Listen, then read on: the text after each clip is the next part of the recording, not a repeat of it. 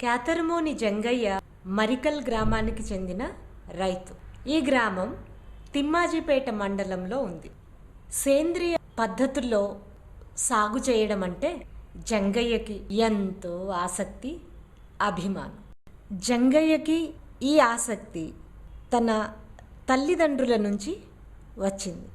చిరకాలంగా వాళ్ళు సేంద్రియ ఎరువులు, కషాయాలు వాడుతూ తమ పొలంలో పంటలు పండించుకుంటున్నారు. జంగయ్యకి మొదటి నుంచి కూడా వ్యవసాయం, అందులో సేంద్రియ వ్యవసాయం అంటే మరీ ఆసక్తి.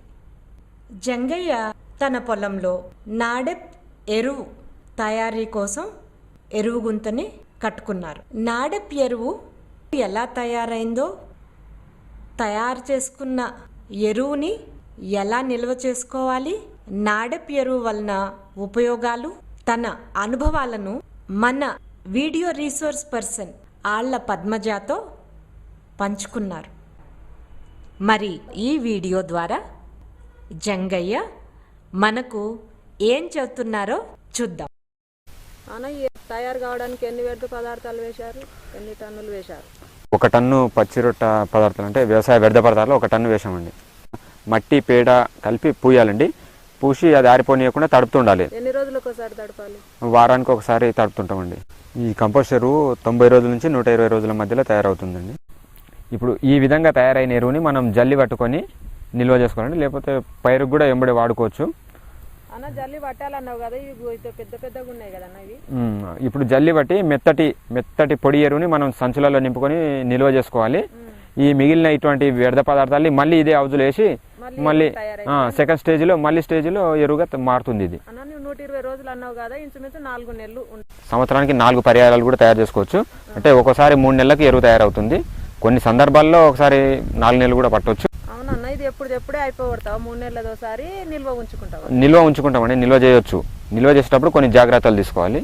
తేమ శాతం ఆరనియకుండా ఎప్పుడు 60 నుంచి 70% తేమ ఉండే విధంగా నిల్వ చేసుకోవాలి. సంచులలో పోసి నిల్వ చేసి నీడలో పెట్టుకోవాలండి. అన్న ఇప్పుడు జల్లెడ వాడుతున్నావు కదా, జల్లెడ దేనికోసం ఇక్కడ మంచిగా అయింది, ఏం చేస్తావు ఇట్లా? ఈ విధంగా జల్లెడ పట్టడం వల్ల మనకు మంచిగా తయారైన ఎరువు కిందికి వచ్చేస్తుంది. మిగిలిన ఘన పదార్థాలు ఉంటాయి కదా, పెద్ద పెద్ద ముక్కలు, కట్టె ముక్కలు నిల్వ పెట్టుకుంటే మనకు సరిగ్గా ఉపయోగానికి రాదు. ఇది దీంట్లో ఉన్న పోషకాలు మన మొక్కలకు అందవు. జల్లెడ పట్టుకున్న తర్వాత ఈ విధంగా మెత్తటి ఎరువు మనకు వస్తుందండి. ఈ ఎరువుని తీసుకొని మనం నిల్వ చేసుకొని అవసరం ఉన్నప్పుడు మొక్కలకు వాడుకోవచ్చు. ఈ విధంగా మనకు తయారైన ఎరువును బస్తాలు నింపుకొని తూకాలు చేసి నిల్వ పెట్టుకుంటాం. ఇదే బ్యాగులనా, తట్టు బ్యాగులనా? మనకు అందుబాటులో ఉన్న బ్యాగులను నింపుకుంటామండి.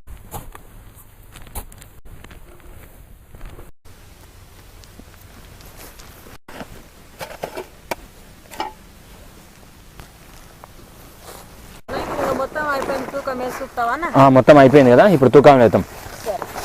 సంచి ఇట్లా తూకం చేసుకోవాలా మనం? అన్న ఇప్పుడు మొత్తం మనం జ్యోతినం కదా, ఇది ఎన్ని టన్నుల వరకు వచ్చిందో లెక్క చూద్దామా? 40 బస్తాలు ఉన్నాయి. అంటే 2 టన్నుల పైన ఉంది ఎరువు. మామూలుగా 2 నుంచి 2.5 టన్నులు వస్తుంది. మనం ఇప్పుడు జోకి చూసినాం కదా, మనకు కూడా కరెక్ట్ అని తెలిసిపోయింది. ఇప్పుడు మనకు 2 టన్నుల పైన వచ్చింది. ఈ ఎరువు తయారు చేయడానికి జాగ్రత్తలు ఏమిటంటే, ట్యాంకుని మనం ఎప్పుడు తాటి మట్టలు తడకలేసి కప్పి ఉంచాలి. ఈ జాగ్రత్తలలో మనం నీళ్లు చల్లుతుంటాం కదా, పైన గడ్డి మొలుస్తుంది. ఆ గడ్డిని ఎప్పటికప్పుడు తీసేస్తుండాలి.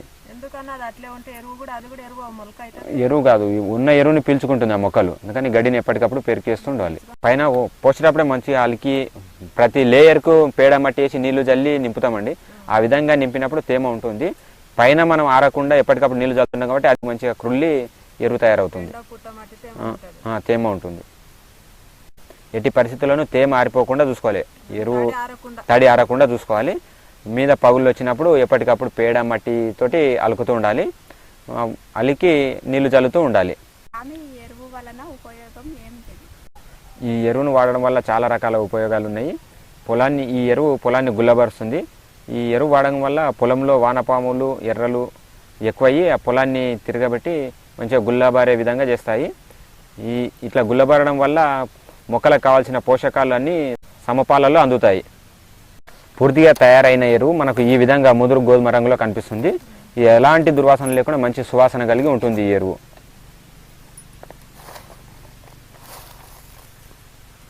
చూడండి మంచి మంచి సువాసన ఉంది. వర్షాభావ పరిస్థితుల్లో రైతుకు చాలా ఒక నేస్తంగా పనిచేస్తుంది. కాయగూరలకు, వరి పంటకు, ప్రతి ఒక్క పంటలకు ఆకుకూరలకు కూడా వాడచ్చు. ఈ ఎరువును వాడడం వల్ల మనకు ఆరోగ్యానికి కూడా మంచి పోషకాలు అందుతాయండి. రసాయనాలు వాడడం వల్ల మనకు కూడా హాని జరుగుతుంది. కాబట్టి ఈ ఎరువులనే వాడాలి. అవును. ఖర్చులు అంటే ఏం లేవండి. మేము కొంచెం మేమందరం మా కుటుంబ సభ్యులందరం కలిసి కష్టపడి తయారు చేసుకున్నవే. అంటే మా పొలంలో మిగిలిన వ్యర్థ పదార్థాలు ఉంటాయి కదా, కలుపు మొక్కలు కానీ, గడ్డి ఆకులు, ఈ వేప చెట్ల ఆకులు కానీ, మా కానుగ చెట్ల ఆకులు అన్నీ, మా పొలంలో ఉన్న చెట్ల ఆకులు, మా కలుపు మొక్కలు అన్ని దాంట్లో వేసి పేడ నీళ్ళు అన్ని ఒక పద్ధతి. ఖర్చు అయితే ఏం లేదు, అన్నీ మేము శ్రమపడి తయారు చేసుకున్నాం అంతే. దీని మీద మేము రసాయన ఎరువుల మీద పెట్టే ఖర్చులు కూడా మిగిలినాయి మాకు. ఈ విధంగా చూస్తే మాకు లాభం ఉంది దీని దగ్గర.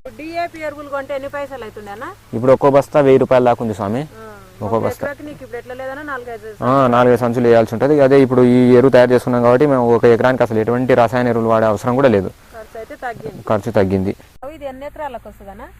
ఇది 2 టన్నులు కదా, సుమారు 2 ఎకరాలకు వాడుకోవచ్చు మనము. ఒక ట్యాంక్ వచ్చేసి 2.5 ఎకరాలకు వస్తుంది. పంట మార్పిడి ఉంది. మనం ఈ సేంద్రియ ఎరువులు వాడడం వల్ల ఏమవుతుందంటే కూరగాయల మీద కానీ, మన తిండి గింజల మీద కానీ అవశేషాలు ఏమి లేకుండా మన ఆరోగ్యానికి మంచి విత్తనాలు, మంచి కూరగాయలు, కాయగూర తేజగా ఉంటాయి. మొక్కలు కూడా చాలా పచ్చగా ఆరోగ్యవంతంగా ఉంటాయి. మనం రసాయనాలు వాడినట్లయితేనే తొందరగా బెట్టకొచ్చి మొక్కలు దెబ్బతింటాయి. కాబట్టి రసాయనాల మోతాదు తగ్గించి సేంద్రియ మోతాదు పెంచడం వల్ల చాలా రకాల ఉపయోగాలు ఉన్నాయి మనకు. అన్న ఇప్పుడు ఇది ఇట్లా ముద్ద కడితే ముద్దగా తేమ మీద మంచిగా ఉంది కదా, ఇట్లనే గాలికి పెడతావా, సంచులు ఏమన్నా కుట్టి పెడతావా? సంచులు కుట్టి నీడలో పెట్టాలి స్వామి. ఇవి ఎండకు పెట్టినట్లయితే తేమ ఆరిపోతుంది. ఈ ఎరువు తేమ ఆరిపోనియకూడదు. సుమారు 60 నుంచి 70% తేమ ఉండే విధంగా నిల్వ చేసుకోవాలి. ఎప్పుడైనా జాగ్రత్త పెట్టుకోవాలి. విత్తనాలు వేసే సమయంలో చివరి దుక్కిలో విత్తనాలు వేసే ముందు ఎరువును చల్లుకొని విత్తనాలు వేసుకుంటే మొక్కలు గాఢగా పెరిగి మనకు మంచి దిగుబడులు వచ్చే అవకాశం ఉంటుంది. అందుకని విత్తనాలు వేసినప్పుడు వాడతాం మేము ఈ ఎరువుని. మనం ఈ నాడెప్ కంపోస్ట్ ఎరువు తయారు చేసుకోవడం వల్ల లాభాలు చాలా ఉన్నాయి. రైతుకు ఆర్థికంగా స్తోమత లేని రైతులు మన సొంత పొలాలనే చేస్తున్నాం కాబట్టి మనకు కొనే అవసరం ఉండదు. వ్యవసాయ వ్యర్థాలతోటే తయారు చేసుకుంటాం. రవాణా ఖర్చు ఉండదు. మన వ్యర్థ పదార్థాలతో మనమే మనకు పనికొచ్చే ఎరువులను తయారు చేసుకుంటాం. మన అవసరానికి సరిపోగా మిగిలిన ఎరువులను NPM షాప్లకు అమ్ముకోవడం వల్ల అదనపు ఆదాయం కూడా మనకు ఉంటుంది. నా సొంత పొలంలో అయితే నేను మాత్రం రసాయనాలు వాడకుండా సేంద్రియ పదార్థాల్లోనే పంటలు పండిస్తున్నాను. ఇప్పటి వరకు ఉన్న పంటలన్నీ ఈ విధంగానే పండించినానండి నేను. ప్రస్తుతానికి ఉన్నాయి కూడా. మిర్చి అదే విధంగా సేంద్రియ పద్ధతులతోనే పండించిన, బియ్యం కూడా సేంద్రియ పద్ధతులతోనే పండించి ఇప్పుడు అవే బియ్యం తింటున్నాం మేము. చాలా మార్పులు కనిపిస్తున్నాయండి మాకు. ఈ విధంగా చాలా ఉపయోగాలు ఉన్నాయి. మీరు కూడా ఈ విధంగా సేంద్రియ పదార్థాలు వాడి వ్యవసాయం చేసుకొని మంచి ఆరోగ్యవంతమైన పదార్థాలు పండించుకోవాలని నేను మీకు సలహాలు ఇస్తున్నానండి. నాడెప్ ఎరువు మంచిగా మొత్తం తీసి మాకు కొలత చేసి 2 టన్నులు వచ్చిందని చెప్పి నీ లాభ నష్టాలు అన్ని చెప్పినందుకు ధన్యవాదాలు. ధన్యవాదాలు స్వామి.